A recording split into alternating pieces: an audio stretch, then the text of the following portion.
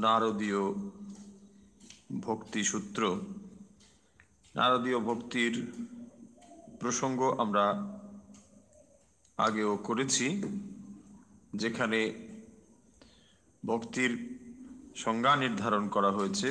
ভক্তি কাকে বলে, ভক্তি কি, এবং পরাভক্তি লাভের উপায় কি ইত্যাদি বিভিন্ন বিষয় এখানে সূত্রাকারে আলোচিত হচ্ছে।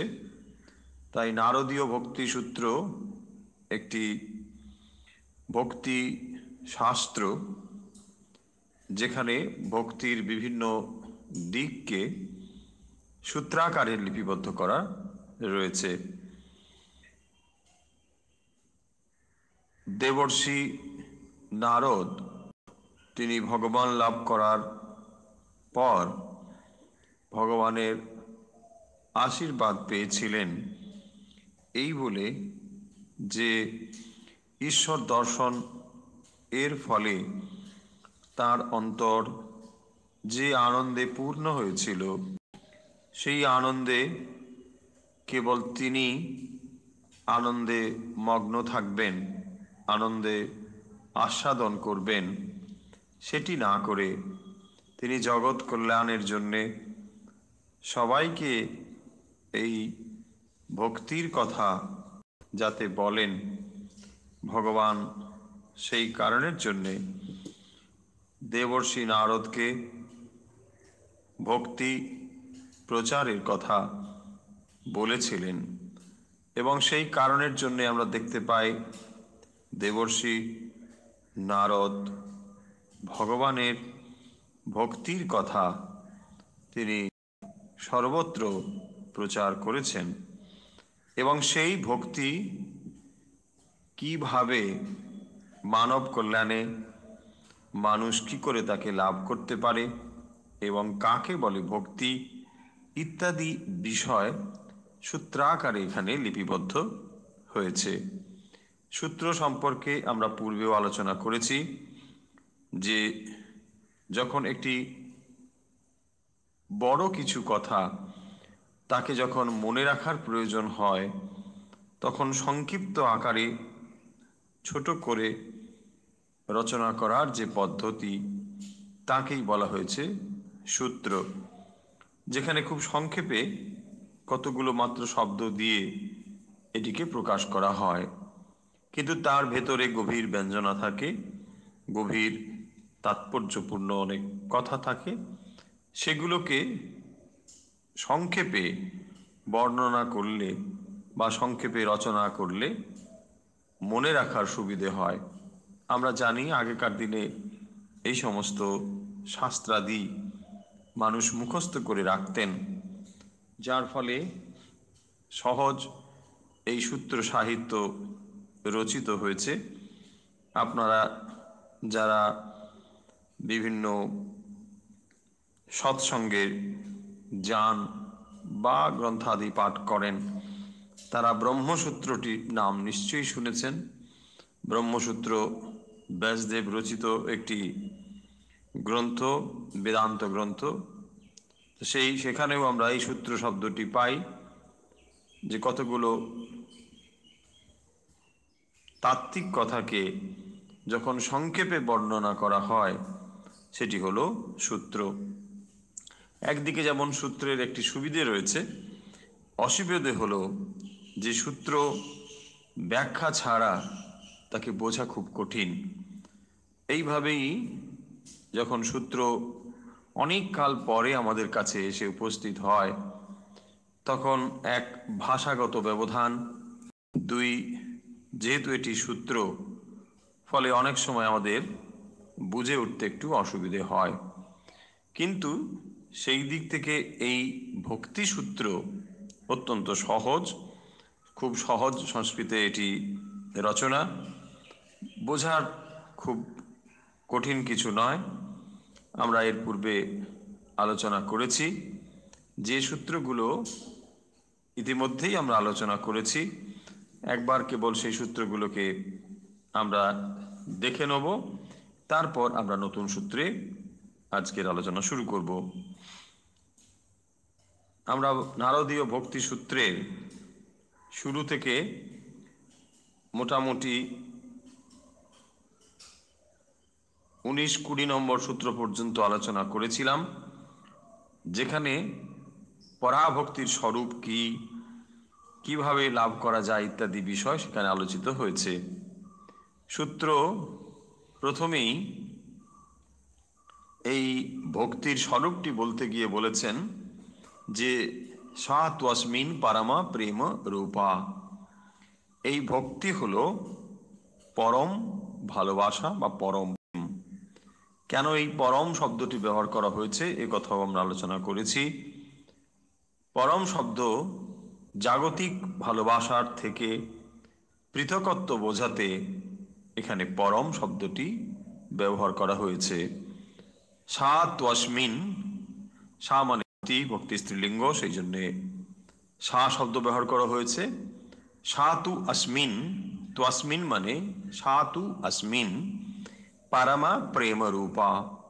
এই ভক্তি হলো ঈশ্বরের প্রতি পরম ভালোবাসা। ঈশ্বরের প্রতি যে পরম ভালোবাসা তাকেই বলা হয়েছে ভক্তি। এটি যে কেবল পরম প্রেম তা নয়, এটি অমৃত স্বরূপ আছে। এই ভক্তি হলো অমৃতের মতো।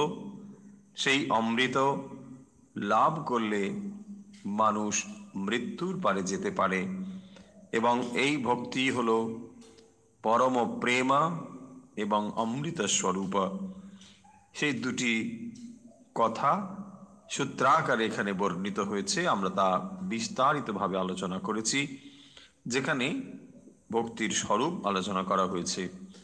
এবং যেহেতু সূত্রাকারে এই গ্রন্থটি রচিত হয়েছে, তাই দেবর্ষি নারদ যেন এই ভক্তি লাভের পূর্বে ভক্তি আমাদের কিভাবে সাহায্য করতে পারে বা কেন আমরা এই ভক্তি শাস্ত্র পাঠে প্রয়াসী হব, তার একটি সংক্ষিপ্ত রূপ যেন এখানে তুলে ধরেছেন পরবর্তী সূত্রে, যেখানে বলা হচ্ছে জল্লব্ধা পুমান সিদ্ধো ভবতি অমৃতো ভবতি তৃপ্তো ভবতি। এই ভক্তি লাভ করলে কি হয় না, এই ভক্তি লাভ করলে সাধক সিদ্ধো ভবতি, অমৃতো ভবতি, তৃপ্তো ভবতি। তিনটি শব্দ আমরা বিস্তারিতভাবে আলোচনা করেছি। একটি হলো সিদ্ধ, অপরটি হলো অমৃত এবং তৃপ্ত। আমরা জগতে যে সমস্ত জিনিস লাভ করি, জাগতিক বস্তু, তার কোনোটির দ্বারাই আমরা সিদ্ধ অথবা অমৃত অথবা তৃপ্ত হতে পারি না। কারণ এই বিষয়গুলো কেবলমাত্র আমাদেরকে ক্ষণিক সুখ দান করতে পারে, কিন্তু পরিণামে অত্যন্ত বিষময়। তাই ভক্তি হলো একমাত্র যা আমাদেরকে অমৃত এবং তৃপ্ত দান করতে পারে। সেই জন্য বলা হয়েছে সূত্রে তৃপ্তো ভবতি, অমৃতো ভবতি, সিদ্ধো ভবতি। ইয়ৎ প্রাপ্য না কিঞ্চিত বাঞ্ছতি। তারপরেই বলছেন যে এমন নয় যে এই ভক্তি পেলাম কিন্তু তবুও আকাঙ্ক্ষা থেকে গেল, এটা পেলাম না ওটা পেলাম না। সেই জন্যে ভক্তি শাস্ত্রে সূত্রকার অত্যন্ত স্পষ্টভাবে উল্লেখ করছেন যে যৎ প্রাপ্য, অর্থাৎ এই ভক্তি লাভ করলে ন কিঞ্চিত বাঞ্ছতি, তিনি আর কোনো কিছু পেতে চান না। ফলে ভক্তি এমন একটি অবস্থা যা লাভ করলে সাধকের অন্তরে আর কোনো আকাঙ্ক্ষা থাকে না। যা লাভ করবার জন্যে জন্ম জন্ম ধরে আমরা ছুটে চলেছি, তার থেকে অধিকতর মূল্যবান যে বস্তু, তা যখন লাভ হয়ে যায় তখন অন্তরে আর কোনো কিছু লাভ করবার আকাঙ্ক্ষা তৈরি হয় না। সেই কারণের জন্যে এখানে সূত্রে উল্লেখ করা হলো ইয়ৎ প্রাপ্য, যেটি পেলে ন কিঞ্চিত বাঞ্ছতি, ন কিঞ্চিত বাঞ্ছতি, কেবলমাত্র বাঞ্ছতি নয়, ন কিঞ্চিত বাঞ্ছতি, কোনো কিছু আর তিনি কামনা করেন না। ন শোচতি, চিরদিনের জন্য তার শোক চলে যায়। ভক্তি অন্তরকে এতখানি পূর্ণ করে যে তার অন্তরে আর কোনো কিছুর জন্যে শোক থাকে না। ফলে আমরা অনুমান করতে পারি যে ভক্তি এমন একটি অবস্থা যেটি লাভ করলে সাধক অনায়াসে এই জাগতিক সমস্ত কিছুকে তুচ্ছ বোধ করতে পারেন। না দ্বেষ্টি না রমতে নোৎসাহী ভবতি, তিনি আর দ্বেষ করেন না, না শোচতে, তিনি শোক করেন না, না রমতে নোৎসাহী ভবতি, না রমতে মানে এই জাগতিক বিষয়ের আনন্দ তিনি আর অনুভব করেন না। যিনি অমৃতত্ব লাভ করেছেন, যিনি উচ্চতর আনন্দের উৎস পেয়েছেন, তিনি এই জাগতিক বস্তুর অবলীলায় তাকে ফেলে দিতে পারেন, ত্যাগ করে দিতে পারেন। নোৎসাহী ভবতি অর্থাৎ তার ভেতরে এই জাগতিক বস্তু লাভের আর কোনো উৎসাহ থাকে না। যজ জ্ঞাত্বা মত্তো ভবতি স্তব্ধো ভবতি আত্মারামো ভবতি, এই সূত্রের ভেতরে দেবর্ষি স্পষ্টভাবে উল্লেখ করছেন যে এই ভক্তি লাভ করলে আমাদের কি হয়, কেন আমরা এই ভক্তি লাভে প্রয়াসী হব, কেন আমরা তাকে লাভ করতে চাই, সেখানে এটি স্পষ্ট করে বলছেন যে যজ জ্ঞাত্বা মত্তো ভবতি, যেটি পেলে মানুষ উন্মত্ত হয়ে যায়, আনন্দে পাগল হয়ে যায়। সে যে আশা করেছিল তার থেকেও যখন অধিক কিছু পেয়ে যায় তখনই সে উন্মত্ত হয়। সেই জন্য বলছেন যজ জ্ঞাত্বা মত্তো ভবতি স্তব্ধ ভবতি আত্মারামো ভবতি। স্তব্ধ ভবতি, তিনি যেন স্তব্ধ হয়ে যান। যখন নদী প্রবল বেগে ছুটে আসে, যখন সে মোহনায় গিয়ে সমুদ্রের সঙ্গে মিলিত হয়, তখন এই যে তার দীর্ঘ পথ পেরিয়ে আসা, ছুটে আসা, সে যেন এখানে শান্ত হয়ে যায়। কারণ যে উদ্দেশ্যে সে হাজার হাজার ক্রোশ অতিক্রম করে এসেছে, কখনো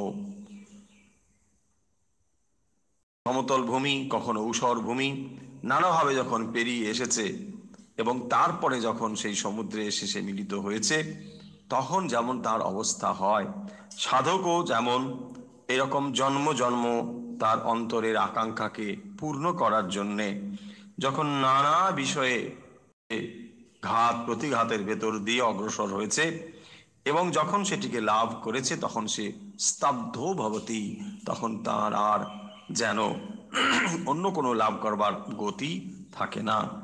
আত্মারাম ও ভবতি, তিনি আত্মারাম হন। আত্মারাম শব্দের অর্থ হচ্ছে যে যিনি নিজে নিজেই আনন্দ অনুভব করেন, যখন তার আনন্দ অনুভবের জন্য অন্য কোনো বিষয়ের ওপর নির্ভর করতে হয় না, তাকে বলা হয় আত্মারাম ও ভবতি। সাধক এই অবস্থায় আত্মারাম হন। সা ন কাময়মানা নিরথ রূপত্বাৎ, এই ভক্তি অন্য কোনো কিছুর কামনা করে না বলে সা ন কাময়মানা নিরথ রূপত্বাৎ, এটি নিরধ রূপ অর্থাৎ সমস্ত কিছু তখন তার ত্যাগ হয়ে যায়। অর্থাৎ যে বস্তুটি তিনি লাভ করেন সেটি আর অন্য কোনো বস্তুর প্রতি তার আকাঙ্ক্ষা থাকে না। কোন কোন বিষয়ের প্রতি বলছেন? নিরদস্তু লোক বেদ ব্যাপার অনাশ, তখন লৌকিক কোনো কিছু অথবা বৈদিক কোনো কিছু, এই কর্মের সম্পূর্ণ ত্যাগ তার হয়ে যায়। তস্মিন অনন্যতা তৎ বিরোধীষু উদাসীনতা চ, বলছেন তস্মিন অনন্যতা অর্থাৎ এই ঈশ্বরের প্রতি তার অনন্য ভাব তৈরি হয়, তখন তিনি একমাত্র ঈশ্বরকেই অন্তরে ধারণ করেন, আর অন্য কোনো কিছু নন।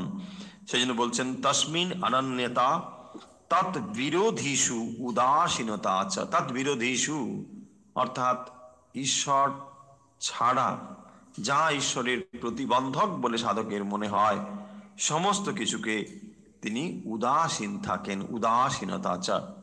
সেই বস্তু যা তিনি অন্তরে লাভ করেন তার প্রতি তার অনন্যতা তৈরি হয়। অনন্যতা মানে একমাত্র সেই বস্তুটি তিনি অন্তরে ধারণ করেন, বাকি যা তার থেকে পৃথক, ঈশ্বর থেকে ভিন্ন যে বস্তু তৎ বিরোধীষু, যা তার থেকে বিরোধী, সেই বস্তুগুলোকে তিনি উদাসীন থাকেন।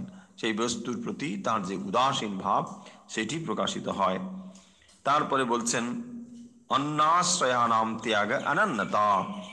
এই অনন্যতা শব্দটিকে আরো স্পষ্টীকৃত করার জন্য, আরো স্পষ্ট করে বলার জন্যে 10 নম্বর সূত্রে বলছেন অন্যাশ্রয়ানাম ত্যাগ অনন্যতা। অন্য আশ্রয়ানাম ত্যাগা, অর্থাৎ আর অন্য কিছুর আশ্রয় তিনি গ্রহণ করেন না, একমাত্র ভগবানকেই তিনি গ্রহণ করে থাকেন। লোকে বেদেষু তৎ অনুকূল আচরণম তৎ বিরোধীষু উদাসীনতা। বলছেন লৌকিক এবং বৈদিক এই দুটো বিষয়ে তৎ অনুকূল আচরণম তৎ বিরোধীষু উদাসীনতা, লৌকিক এবং বৈদিক বিষয়ের অনুকূল আচরণ তিনি করেন, তার বিরোধীর প্রতি তিনি উদাসীন থাকেন। ভবতু নিশ্চয় দাঢ্যাৎ ঊর্ধ্বম শাস্ত্র রক্ষণম। পরবর্তী সূত্রে বলছেন ভবতু নিশ্চয় দাঢ্যাৎ, না যত সময় পর্যন্ত সাধক নিশ্চিতভাবে ভক্তি, অনন্য ভক্তি চিত্তে লাভ না করেন তত সময় পর্যন্ত তিনি কি করেন না নিশ্চয় দাঢ্যাৎ ঊর্ধ্বম শাস্ত্র রক্ষণম, শাস্ত্রকে মর্যাদা দেওয়ার জন্যে তিনি দৃঢ় না হওয়া পর্যন্ত, অন্তরে ভক্তিকে দৃঢ়ভাবে ধারণ না করা পর্যন্ত তিনি লৌকিক অথবা অনুকূল আচরণ করেন। তার মানে শাস্ত্রের যে সমস্ত বিধি নিষেধের কথা রয়েছে, যিনি ভক্ত, যিনি ভক্তি ধারণ করেছেন অন্তরে, যিনি ভক্তি লাভ করেছেন অন্তরে, তিনি কখনো অশাস্ত্রীয় আচরণ করেন না। তিনি বৈদিক এবং লৌকিক যে সমস্ত আচরণের কথা রয়েছে শাস্ত্রে তিনি সেগুলোই করেন।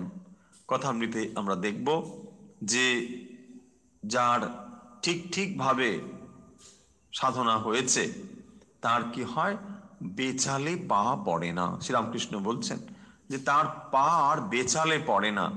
এই যে তিনি একবার নিজেকে সুন্দরভাবে শৃঙ্খল বা নৈতিকতার দ্বারা আবদ্ধ করে নিয়েছেন, এই নৈতিকতাই তাকে রক্ষা করে, তার পা আর বেচালে পড়ে না।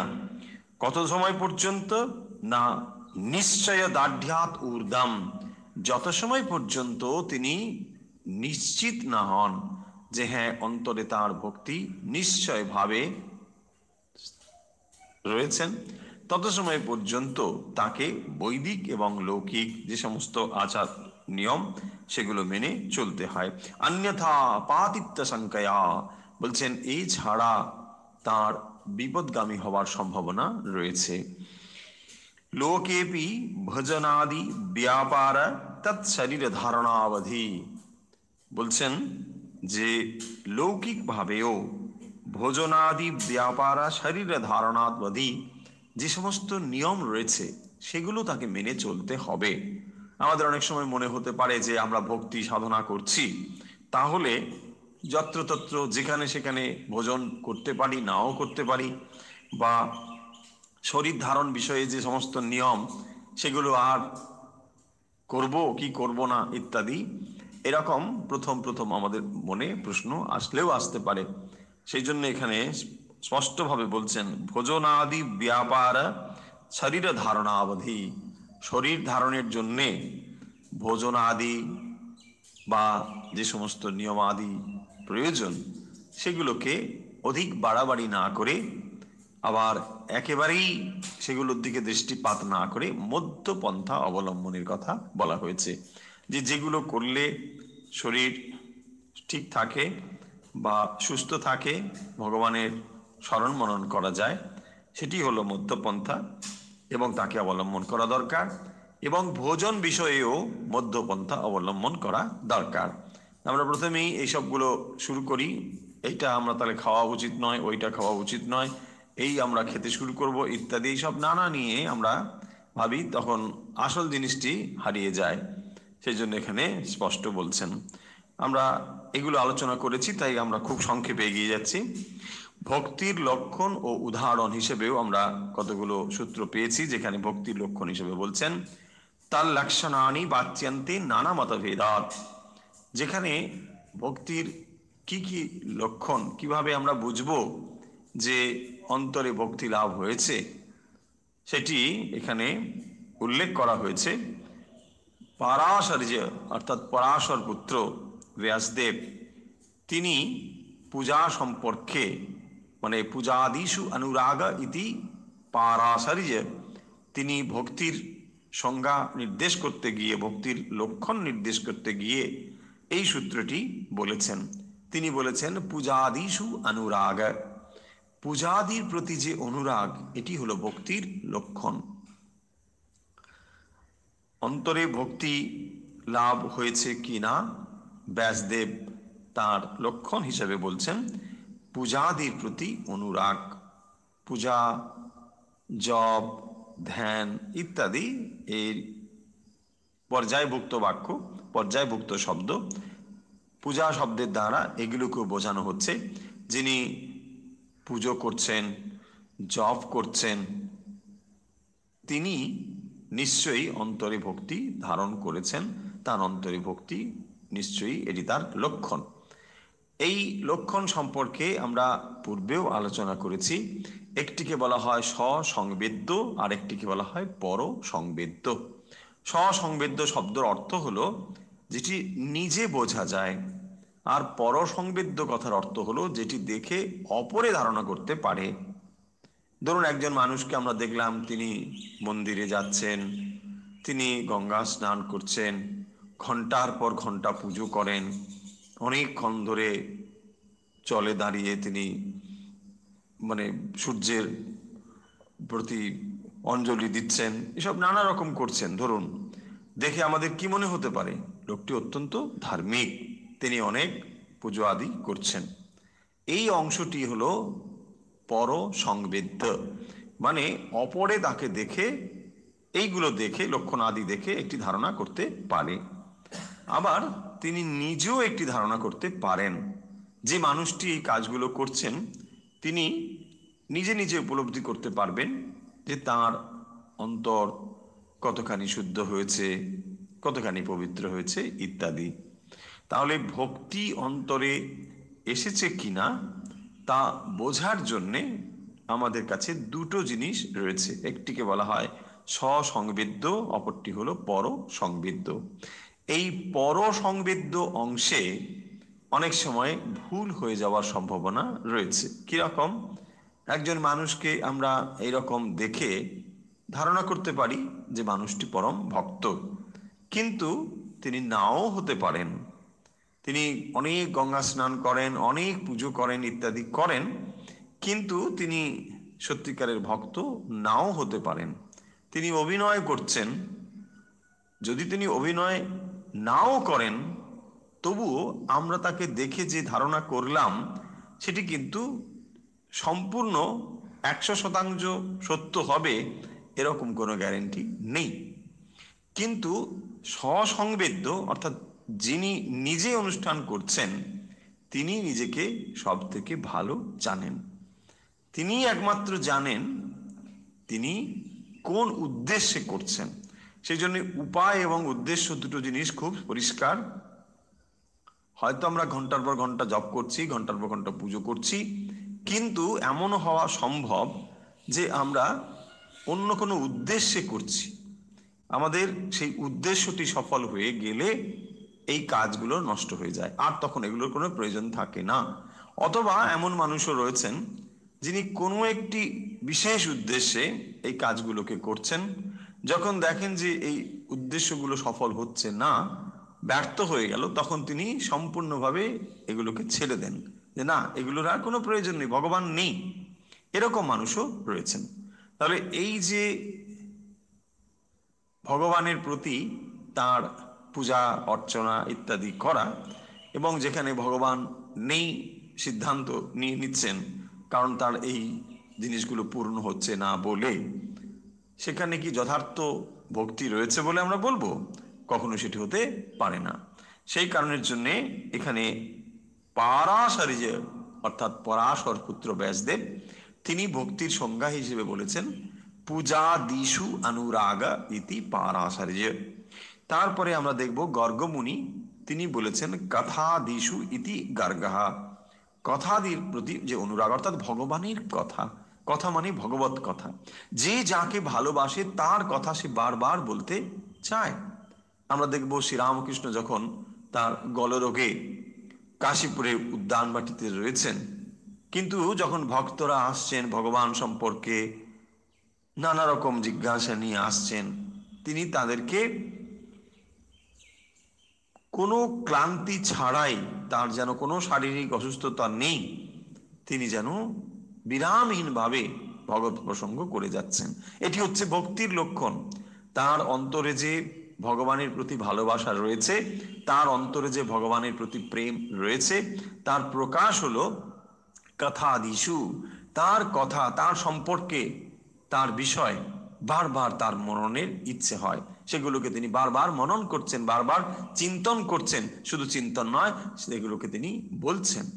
এই যে ভগবান সম্পর্কে চিন্তা করা, অপরের কাছে বলা, ব্যক্ত করা, সেটি কথা বলে হোক, লিখে হোক, যেমন করি হোক, যে কোনোভাবে ভগবানের কথা নানা মানুষের কাছে বলা, ভক্তদের কাছে বলা, এইটিকে গর্গমুনি বলেছেন যে এইটি হলো ভক্তির লক্ষণ, কথাদিষু ইতি গার্গা। তারপরে শাণ্ডিল্য ঋষি বলছেন আত্মরতি অবিরোধেনা ইতি শাণ্ডিল্য। তিনি বলছেন যে আত্মরতি অর্থাৎ যে আত্ম মানে ঈশ্বর, ঈশ্বরের প্রতি যে ভালোবাসা, যে প্রেম, তার অবিরোধেনা, তার যে বিরোধী যে বিষয়, তা মানে আত্মরথি, অবিরোধেনা ইতি শাণ্ডিল্য। শাণ্ডিল্যের মতে, শাণ্ডিল্য ঋষির মতে এটি হলো ভক্তির লক্ষণ। তারপরে আমরা দেখব নারদ ঋষি তার ভক্তির লক্ষণ হিসেবে বলেছেন দুটো শব্দ, এখানে খুবই গুরুত্বপূর্ণ, আমরা বোর্ডেও সে শব্দ দুটো লিখে দিয়েছি। শব্দ দুটি হলো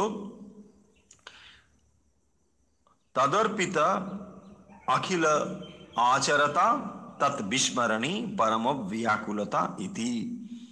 বলছেন তদর্পিত অখিল আচরতা, অর্থাৎ ভগবানের প্রতি যে সম্পূর্ণভাবে আত্মসমর্পণ, সেইটি হচ্ছে ভক্তির লক্ষণ। তদর্পিত অখিল আচরতা, সম্পূর্ণভাবে ঈশ্বরের প্রতি যে আত্মসমর্পণ, এটি হলো ভক্তির লক্ষণ। কে বলছেন? নারদ ঋষি, যিনি এই সূত্রের রচয়িতা। তিনি বলছেন যে ভক্তির লক্ষণ হলো, অন্তরে ভক্তি যে হয়েছে তা বোঝা যাবে কি করে না, ঈশ্বরের প্রতি আত্মসমর্পণ, সম্পূর্ণ শরণাগতি যখন হবে, তখনই এটি হলো ভক্তির লক্ষণ, যে ঈশ্বরের প্রতি তিনি সমর্পিত হয়েছেন। আর একটি শব্দ এখানে বলছেন পরম ব্যাকুলতা। কিরকম পরম ব্যাকুল? তৎ বিস্মরণী।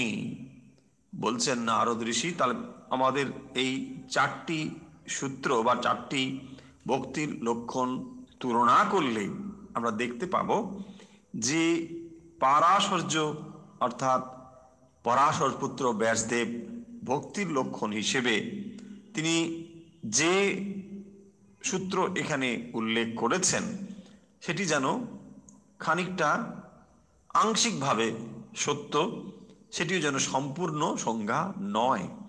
আবার যখন আমরা দেখছি গর্গমুনির কথা, সেখানেও যেন একটু আংশিক খর্বতা রয়েছে, সেটিও যেন সম্পূর্ণ সংজ্ঞা নয়। আবার যখন আমরা শাণ্ডিল্য ঋষির কথাও দেখব, সেখানেও যেন একটু অপূর্ণতা রয়েছে। কিন্তু নারদ ঋষি কি করলেন, যেহেতু তিনি সূত্র রচনা করছেন, তাই তিনি পূর্ববর্তী আচার্যদের যে ভক্তি সম্পর্কে ধারণা, তা তিনি স্পষ্ট করেছেন, এবং করার পর তিনি নিজে তাকে আরো সম্পূর্ণ রূপ দিচ্ছেন। দিয়ে এখানে যে সূত্রটি বলেছেন সেটি হলো সম্পূর্ণ একটি লক্ষণের সম্পূর্ণ একটি সূত্র, যেখানে বলা হচ্ছে নারদাস্তু, অর্থাৎ নারদ বলছেন, তদর্পিত অখিল আচরতা তৎ বিস্মরণী পরম ব্যাকুলতা ইতি। ভগবানকে ভুলে রয়েছি বলে পরম ব্যাকুল হওয়া। এক, সমস্ত কিছু ঈশ্বরে সমর্পণ করা। দুই, তৎ বিস্মরণী পরম ব্যাকুলতা, ভগবানকে ভুলে গিয়েছি বলে পরম ব্যাকুলতা।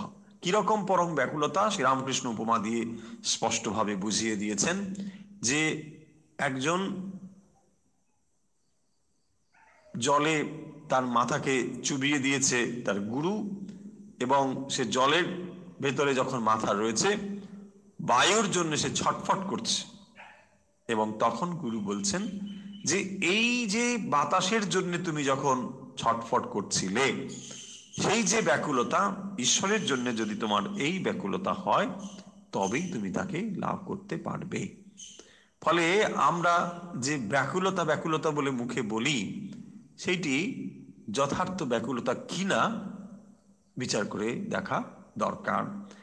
তাত বিস্মরণে পরম ব্যাকুলতা, পরম ব্যাকুল হবে, অন্তর এতটাই ব্যাকুল হবে যে তাকে ভুলে গিয়েছি বলে। তাত বিস্মরণে, এরকম ভক্তের হতে পারে আজকে ভগবানের নাম জপ করতে পারেনি, ভগবানের নাম আজকে জপ করতে পারলো না, কিন্তু বাকি তার জীবনের যা কিছু সব ঠিকভাবেই চলেছে। তাহলে তার অন্তরের ব্যাকুলতার স্থান কোথায়? তিনি ভগবানের নাম স্মরণ করতে পারেননি বলে তার যেন একটি দিনকে ব্যর্থ বলে মনে হচ্ছে, দিনের অন্যান্য সব কাজগুলোকে তার ব্যর্থ বলে মনে হচ্ছে। যদি এমন মনে হয় তবেই তাকে বলা হয়েছে পরম ব্যাকুলতা, যে ভগবানের নাম আজকে আমি করতে পারিনি, যে কোনো কারণেই হোক, বা শাস্ত্র অধ্যয়ন আমি যথার্থ সময়ে করতে পারিনি, এইগুলো করতে পারছি না বলে, আমি তাকে ভুলে গিয়েছি বলে, ওই সময়ের জন্যে আমার মনে ছিল না, আমি ভুলে গিয়েছি। যখন এই অবস্থা হয়, অন্তরে পরম ব্যাকুল হয়, নারদ ঋষি বলছেন এটি হলো ভক্তির লক্ষণ, যে ভগবানকে আমরা পাচ্ছি না বলে অন্তরে ব্যাকুলতা। এবং এই ব্যাকুলতার ভূমিকা সম্পর্কে আমরা কথামৃতও পাবো, যেখানে অন্তর ভগবানের জন্য পরম ব্যাকুল হয়েছে, বলছেন সেখানে অরুণোদয় হয়েছে, মানে আর বেশি বাকি নেই, সেই নতুন সূর্য উঠে নতুন একটি দিন সূচনা হবে, নতুন একটি দিন আমরা দেখতে পাবো। যখন অন্তরে এই ব্যাকুলতা হয়েছে, তখনই তো বুঝতে হবে যে শুভ মুহূর্ত এসেছে। যখন আমরা এই জাগতিক বস্তু নিয়ে বিষয়ের মধ্যে থেকে বেশ ভালো রয়েছি, তখন আমরা যেন ভগবানকে খানিকটা জায়গা দিয়েছি এই জাগতিক বিষয়গুলোকে লাভ করার জন্যে। ভগবান যেন খানিকটা মাধ্যম। ভগবান, তোমাকে আমি পুজো করছি, তুমি আমার এই জিনিসগুলো একটু লক্ষ্য রেখো। এই হচ্ছে সাধারণ মানুষের ভাব, সাধারণ ভক্তের ভাব। কিন্তু এখানে পরম ব্যাকুলতা শব্দের অর্থ দিয়ে যে গভীরতাটি বোঝানো হয়েছে, সেটি হলো আমি প্রথমত ভক্ত, তারপরে পিতা, তারপরে মাতা, তারপরে ইত্যাদি অন্যান্য সম্পর্ক। এইটি এখানে বোঝানো হয়েছে যে যখন আমি প্রথম ভক্ত, তারপরে মাতা, তারপরে পিতা, অথবা যাই হোক সম্পর্কগুলো, এই সম্পর্ক যদি আমরা মনে রাখি, তাহলে ভগবানের স্থান আসবে সবার প্রথমে। আর না হলে বাকি সম্পূর্ণ পৃথক হয়ে যাবে ধারণাগুলো, তখন আর ওই ধারণাগুলো থাকবে না। সেই কারণে যদি এখানে বোঝানো, আমরা এগুলো আলোচনা করেছি। এখন এর পরে আমরা দেখব যে এই পর্যন্ত আলোচনা থেকে মনে হতে পারে যে সত্যি কি এমন সম্ভব যে এই পরম ব্যাকুল হওয়া বা সমস্ত সমর্পণ করা? তাই এখানে, যাতে আমাদের মনে এই সন্দেহ না ওঠে, তাই সূত্রাকারে এখানে সেটি উল্লেখ করা হয়েছে। সেখানে বলা হয়েছে আস্তি এবম এবম, মানে এরকম রয়েছে, যে এমন নয় যে এটা হবে কি হবে না এরকম একটি ধারণা, তা নয়। বলছে আস্তি এবং এবং, এরকম হয়, সত্যি এমন হয় যে সাধকের জীবনে এটি স্পষ্ট হয়েছে। স্বয়ং নারদ এটি অনুভব করেছেন এবং তাই তিনি এখানে উল্লেখ করছেন আস্তি এবং এবং, এগুলো হয় সাধকের জীবনে। দিয়ে তিনি একটি উপমা এখানে উল্লেখ করেছেন, সেটি হলো কি না, যথা ব্রজগোপিকা নাম, ব্রজগোপিকাদেরও এইরকম অবস্থা হয়েছিল। কি সেই অবস্থা? না তারা ভগবানের বিস্মরণে, একটু ভুলে যাওয়াতে, তাকে মুহূর্তের যেন চোখের সামনে অন্তর্হিত হতে তারা দিতে চায় না, যে ভগবান তাকে যেন আমরা মুহূর্তেও না হারাতে পারি সব সময়। সেই জন্য দেখবেন ব্রজগোপিকাদের রয়েছে ভাগবতে অপূর্ব সুন্দর বর্ণনা রয়েছে, যে তারা বলছেন এই যে চোখের পাতা বন্ধ হয় আবার খোলে, প্রাকৃতিক কারণে, স্বাভাবিক শারীরিক একটি ধর্ম, পাতা বন্ধ হচ্ছে, চোখের পাতা আবার খুলছে। বলছি এটি কেন হলো? যে সময়ে আমরা চোখের পাতাটুকু বন্ধ করছি সেই সময় তো আমি তাকে দেখতে পাচ্ছি না। তাই যদি সব সময় আমরা তাকে দেখতে পারতাম, চোখের পাতা যেন বন্ধ না হয়, কোনো মুহূর্তেই যেন চোখের পাতা বন্ধ না হয়, তাহলে তাকে আমরা সব সময় দেখতে পারতাম। এইভাবে অপূর্ব সব বর্ণনা রয়েছে, এত গভীর ভাব রয়েছে সেখানে। এগুলোকে আমরা হয়তো যুক্তির দিক থেকে বিশ্লেষণ করে বিরাট একটা কিছু তত্ত্ব স্থাপন করতে পারবো তা নয়, কিন্তু এগুলো ঠিক যুক্তি নির্ভর জিনিস নয়, এগুলো হচ্ছে ভাবের জিনিস। এই ভাব যে সম্ভব এবং এই ভাবের দ্বারাই যে ঈশ্বরকে লাভ করেছিলেন, তার উপমা স্থল হলো যথা ব্রজগোপিকানাং, ব্রজগোপিকারা ভগবানকে এই ভাবের দ্বারা লাভ করেছিলেন। সেই জন্যে নারদ এই সংজ্ঞাটি এখানে, সূত্রটি এখানে উল্লেখ করেছেন, যে এটি কেবলমাত্র কথার কথা নয়, ব্রজগোপীরা এটি লাভ করেছিলেন। যে ব্রজগোপীদের এত ভালোবাসা, যে যখন ভগবান অন্তর্হিত হয়েছেন, শ্রীকৃষ্ণ অন্তর্হিত হয়েছেন, তখন তারা যেন উন্মাদের মতন হয়েছেন এবং গাছ দেখে সেখানে বলছেন, তুমি বুঝি তপস্বী, তুমি তপস্যা করছো, নিশ্চয়ই তুমি শ্রীকৃষ্ণকে দেখেছো। গাছ স্থির হয়ে দাঁড়িয়ে রয়েছে, ব্রজগোপীরা গাছের কাছে গিয়ে বলছে, হে বৃক্ষ, তুমি নিশ্চয়ই শ্রীকৃষ্ণের ধ্যান করছো, তাহলে না হলে তুমি কেন স্থির হয়ে রয়েছো? তুমি নিশ্চয়ই শ্রীকৃষ্ণের সন্ধান জানো, তুমি সে সন্ধান আমায় দাও। তারপরে যাচ্ছেন পৃথিবীর কাছে, যে এই পৃথিবীতেই তো শ্রীকৃষ্ণ রয়েছেন, তিনি অন্তর্হিত হয়ে আর কোথায় যাবেন? যেখানেই যান না কেন ওই পৃথিবীতে রয়েছেন। এবং পৃথিবীর কাছে এসে দেখছেন, জিজ্ঞাসা করছেন, হে ধরিত্রী, শ্রীকৃষ্ণ তোমার এই বক্ষের উপর দিয়েই তো গিয়েছে, তাহলে তিনি কোথায় গিয়েছেন? এবং যখন দেখছেন যে বৃন্দাবনের ঘাস তৃণ সেগুলো উঁচু উঁচু হয়ে রয়েছে, তখন ব্রজগোপীদের ভাব হচ্ছে যে এই ভগবান শ্রীকৃষ্ণের পাদস্পর্শে পৃথিবী রোমাঞ্চিত হয়েছে, ফলে তার হৃদয় যেন এইভাবে প্রকাশিত হয়েছে। তার এই রোমাঞ্চ হওয়ার ফলে, যেমন মানব শরীরে রোমাঞ্চ হলে রোমকূপ খাড়া হয়ে যায়, দৃঢ় হয়ে যায়, ঠিক সেইভাবে ব্রজগোপীরা দেখছেন যে তৃণ রাশি এমনভাবে রয়েছে, ফলে নিশ্চয়ই এ ভগবানের স্পর্শ অনুভব করেছে। পৃথিবীর কাছে গিয়ে বলছে, হে ধরিত্রী, কিভাবে তাকে লাভ করতে পারি, তুমি আমাদের সে পথ শিখিয়ে দাও। এইভাবে বর্ণনা রয়েছে এবং ভগবানকে তারা অন্তরে এইভাবে ধারণ করেছেন। মুহূর্তের জন্য বিচ্ছেদ যেন তার কাছে মনে হচ্ছে যে জগৎ শূন্য হয়ে গিয়েছে, জগতের আর কোনো অর্থ নেই। এই যে ক্ষণিকের বিচ্ছেদ তারা যেন সহ্য করতে পারছেন না। যেমন আমরা পূর্বে দেখলাম যে সামান্যতম বিস্মরণেও তাকে ব্যাকুলতা, পরম ব্যাকুলতা অনুভব সেটি এখানে উল্লেখ করা হয়েছে। এরপরে একটি সূত্র রয়েছে যে না তত্রাপি মাহাত্ম জ্ঞান বিস্মৃতি অপবাদঃ। আমরা পড়ছি 22 নম্বর সূত্র। যাদের কাছে বই রয়েছে অথবা পিডিএফ দেখছেন তারা দেখতে পারেন। না তত্রাপি মাহাত্ম্য জ্ঞান বিস্মৃত্য अपवाद विस्मृति अपवाद। न तत्रापि माने न तत्र अपि न तत्रापि महात्म्य ज्ञान विस्मृति अपवाद। अर्थात এই একটি अपवाद বা এই একটি প্রশ্ন তোলা হয় যে ব্রজগোপীরা কি ভগবান শ্রীকৃষ্ণকে ভগবান বলে জানতেন?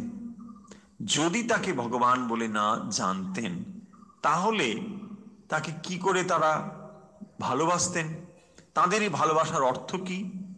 ভগবান রূপে যদি তারা তাকে না জানেন তাহলে ভগবান শ্রীকৃষ্ণের স্বরূপ সম্পর্কে তারা জানতেন না।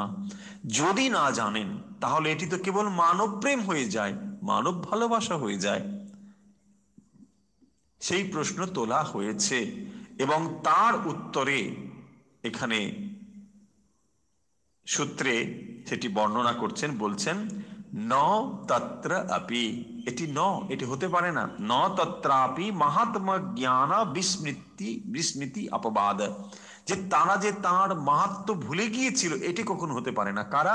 ব্রজগোপিকারা। ব্রজগোপিকারা যে ভগবানের মাহাত্ম্য সম্পর্কে অবহিত ছিলেন না, জানতেন না, এটা কখনো হতে পারে না। তারা ভগবানের স্বরূপটি জানতেন। যে ব্রজগোপীগণ কৃষ্ণ প্রেমে উন্মাদিনী হলেও তারা যে শ্রীকৃষ্ণের মাহাত্ম্য জ্ঞান, তিনি যে লীলায় মানব দেহ ধারণ করে এসেছেন, এই কথা তারা কখনো বিস্মৃত হননি। এই যে অপবাদ, এটি চলে না। বলছেন এটি কখনো সম্ভব হতে পারে না। কাম এবং প্রেমের ভেতরে যে তফাৎ সেটি এই সূত্রে আমরা দেখতে পাব। কাম এবং প্রেম এ দুটো যে সম্পূর্ণ ভিন্ন জিনিস সেটি এখানে উল্লেখ করা হয়েছে।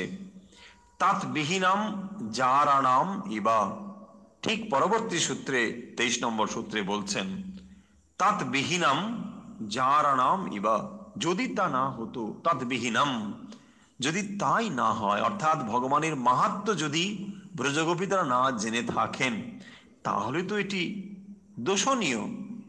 সেই জন্য বলছেন জারাণাম ইবা, তাহলে তো এটি অত্যন্ত ব্রজগোপীদের উপপতির মতন মনে হবে, যা সমাজে খুব নিন্দনীয়। বলছেন এটি কি সেরকম? বলছেন না, এটি তা হতে পারে না।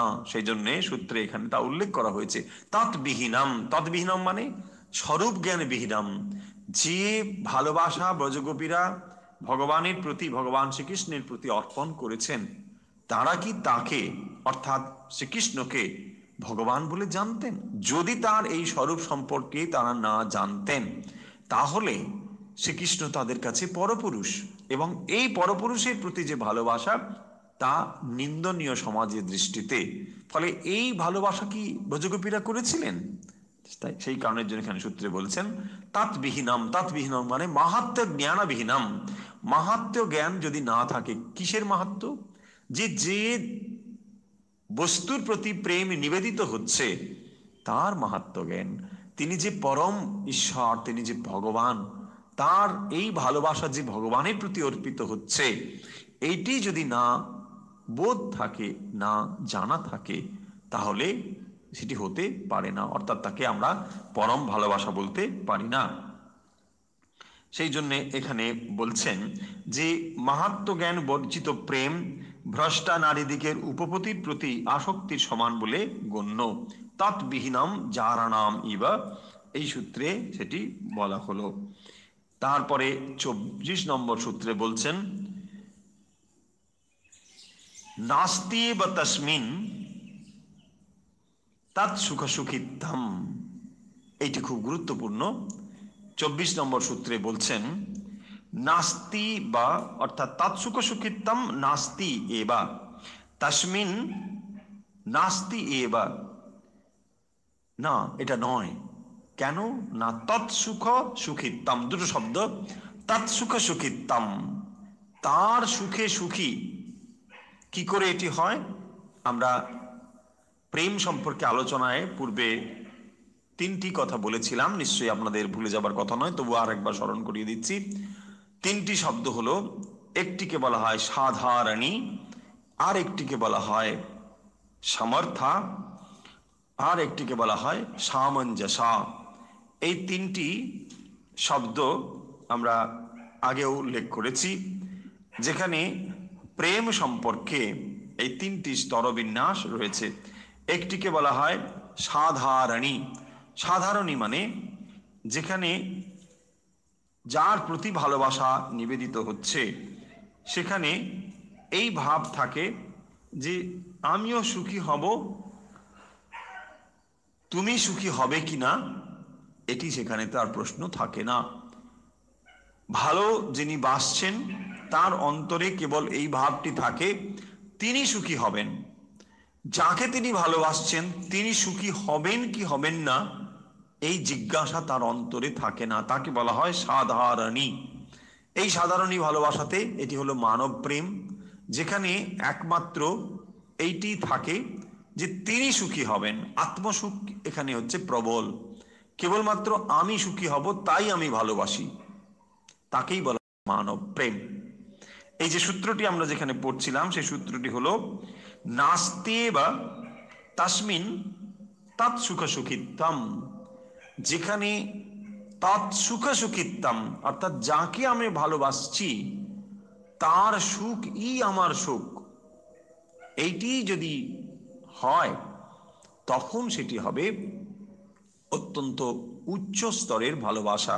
যে ভালোবাসা সাধারণ সামঞ্জস্য। সামঞ্জস্য কিরকম না, এখানে উভয় পক্ষের প্রাধান্য থাকে। আমি তোমায় ভালোবাসছি, আমি সুখী হব, এবং বিপরীত দিক থেকে যিনি ভালোবাসছেন তারও এই ভাব থাকে, তিনিও সুখী হবেন।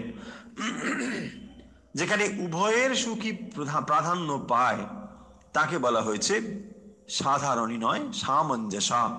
সাধারণী ভালোবাসাতে থাকে একমাত্র এক পক্ষের ভালোবাসা, তিনি কেবলমাত্র নিজে সুখী হতে চান, অপরের সুখ হোক বা না হোক এই প্রশ্ন তার মনে ওঠে না। এই প্রেমকে বা এই ভালোবাসাকে সব থেকে নিম্ন শ্রেণীর বলা হয়েছে, এবং সেটি সাধারণত মানব প্রেমেই সম্ভব। যে দ্বিতীয় স্তরের ভালোবাসা বলা হলো সেটি হলো সামঞ্জস্য। এটিও মানব প্রেমে কখনো কখনো কোথাও কোথাও দেখা যায়। সেটি কিরকম না, আমি সুখী হলাম এবং তুমিও সুখী হও, এই দুটো। কিন্তু তৃতীয় যেটি হলো সেটি হলো সামর্থ্য। সেখানে আত্মসুখের কথা থাকে না, কেবলমাত্র যার প্রতি ভালোবাসা নিবেদিত হয় তার সুখী থাকে। সেই জন্য এখানে বলছেন তৎসুখ সুখিত্বম, তোমার সুখ ই আমার সুখ। তিনি নিজের সুখ কখনো চান না। এই প্রেমকে বলা হয়েছে সর্বশ্রেষ্ঠ প্রেম, এবং ব্রজগোপীদের এই ভালোবাসা বা প্রেম ছিল।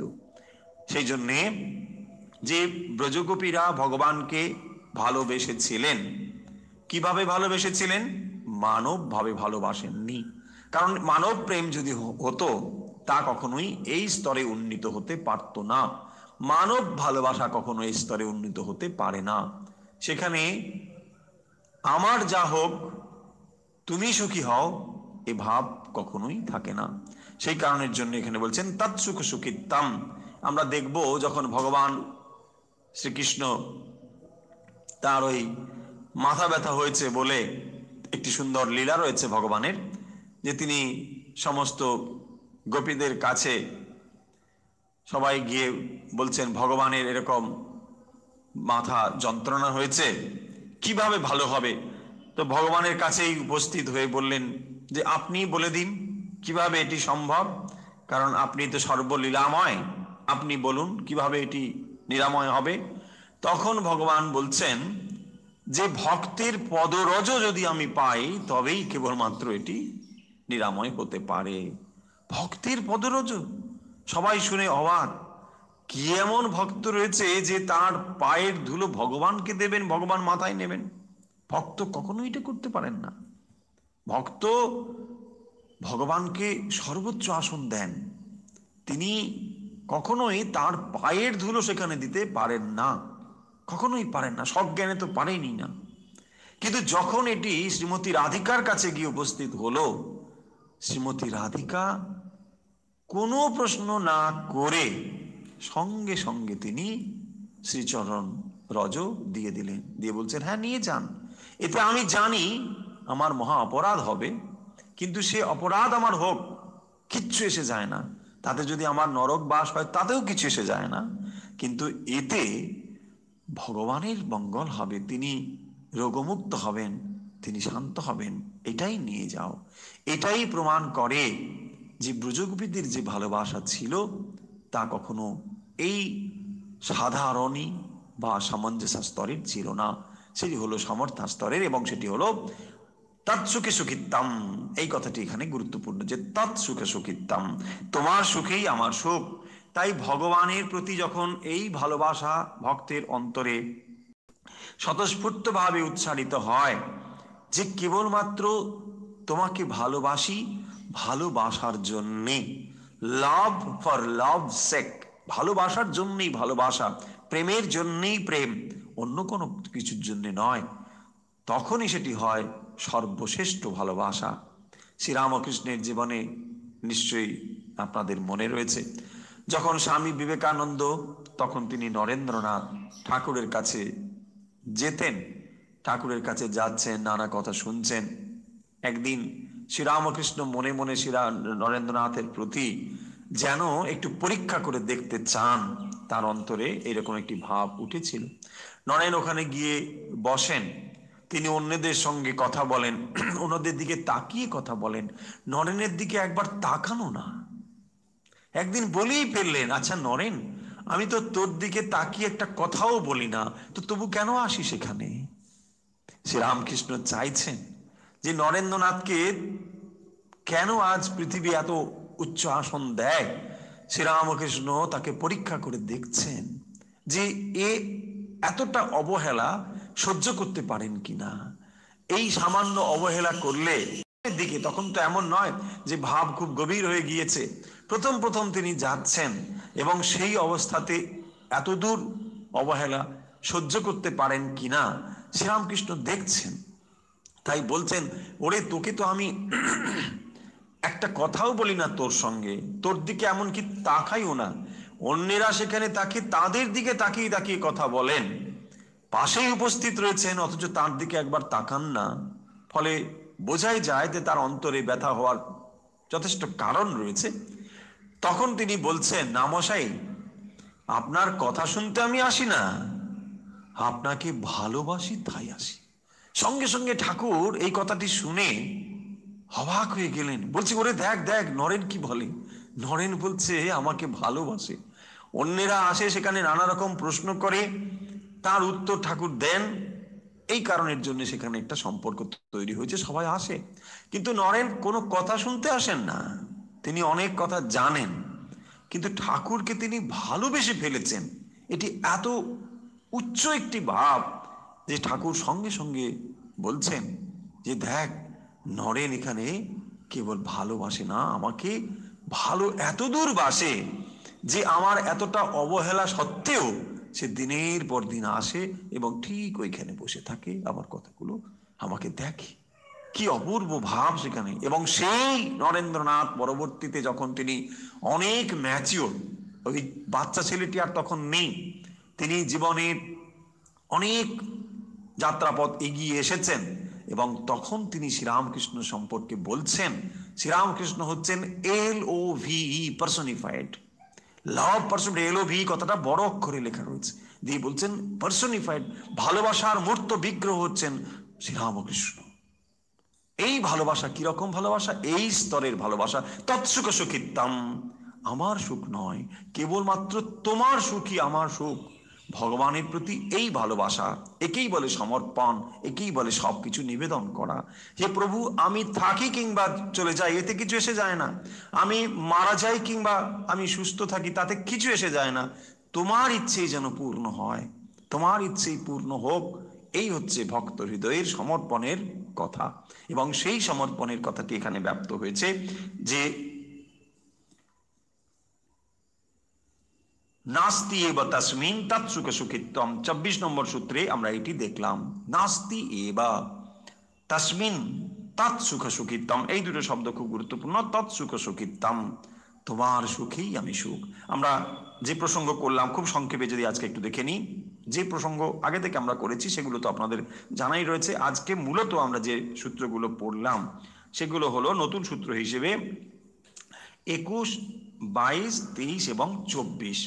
২১, ২২, ২৩-এর মধ্যে কি রয়েছে না, এখানে একটি এক্সাম্পল দেওয়া হয়েছে, যথা ব্রজগোপিকা নাম, অর্থাৎ এই যে আত্মসমর্পণ করা এবং তৎ বিস্মরণে ব্যাকুলতা, ভগবানকে ভুলে গেছি বলে যে এত অন্তরে ব্যাকুলতা, সেই ব্যাকুলতার উপমা দিতে গিয়ে আমরা দক্ষিণেশ্বরে শ্রীরামকৃষ্ণের যে মায়ের দেখা পাচ্ছে না বলে তিনি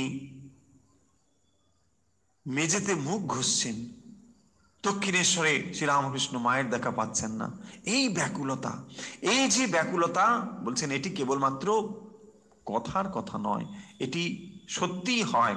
এবং সেই জন্য এখানে বলছেন যে কিরকম না, ব্রজগোপিকানাং, ব্রজগোপীদেরও এইরকম অবস্থা হয়েছিল। তারপরে বলছেন না তত্রাপি মহাত্মা জ্ঞান বিস্তৃতি অপবাদ, যে তারা যে এই রূপটা জানতেন না, অর্থাৎ স্বরূপটি জানতেন না, এই অপবাদ কিন্তু খাটে না। যদি এই প্রশ্ন কেউ তোলে যে ব্রজগোপীরা যে ভগবানকে ভালোবাসতো, শ্রীকৃষ্ণকে যে ভালোবাসতো, এটি তো জাগতিক ভালোবাসা, এই ভালোবাসা তাকে স্বরূপ জ্ঞান কি তারা জানতো, অর্থাৎ তারা কি জানতো যে ইনি স্বয়ং ভগবান? যদি তাকে ভগবান রূপে জানতো তাহলে কোনো কথা নয়, কিন্তু তারা জানতো না, সেই জন্য। কিন্তু এই প্রশ্নকে বলছেন না অপবাদ, এই কথা তোমরা বলতে পারো না যে তারা স্বরূপ জ্ঞানে তাকে জানতেন না, তাহলে সেটি কি হয়ে যাবে, সেই জন্য বলছেন তাদ বিহীনম জারণামিব, তাহলে এটি কি রকম হয়ে যাবে না, এটি উপপতির প্রতি ভালোবাসার মতো হয়ে যাবে, যা সমাজে নিন্দনীয়। এটা তা কখনো নয়। কেন নয় তাকে আরো স্পষ্ট করে বলছেন এই ২৪ নম্বর সূত্রে, যে নাস্তি বা তাসমিন তৎসুখ সুখিত্তম, তার সুখেই তারা একমাত্র সুখ অনুভব করতেন। কারণ যে দুটো তিনটে স্তরের ভালোবাসা আমরা দেখলাম, যেখানে সাধারণী, সামঞ্জসা এবং সামর্থ্যা। সাধারণী ভালোবাসা হচ্ছে আমি ভালোবাসবো কেবলমাত্র আত্মসুখের জন্যে, আমি সুখী হব তাই তোমায় ভালোবাসি। দ্বিতীয় স্তর হলো আমিও সুখী হব, তুমিও সুখী হবে। এবং তৃতীয় সর্বশ্রেষ্ঠ স্তরটি হলো কেবলমাত্র তুমিই সুখী হবে, আমি সুখী কিংবা অসুখী এতে কোনো এসে যায় না, আমি থাকি কিংবা মারা যাই তাতেও কিছু এসে যায় না। যেমন নাকি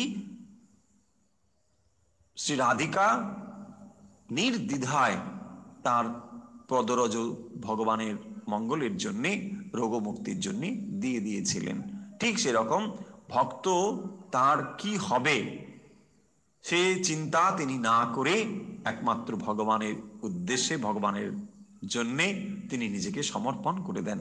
তাহলে আজকের আমরা এই পর্যন্ত ভক্তির যে লক্ষণ আদি এবং তার উদাহরণ বিষয়ে যে সূত্র সেইগুলো আমরা আলোচনা করলাম।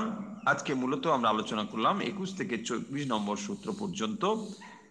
এর পরে আমরা পরাভক্তির মহত্ব নিয়ে আলোচনা করব, যে পরাভক্তি কিভাবে লাভ করা যায়, তার লক্ষণ কি ইত্যাদি এর পরবর্তী সূত্রগুলোতে আলোচনা হয়েছে।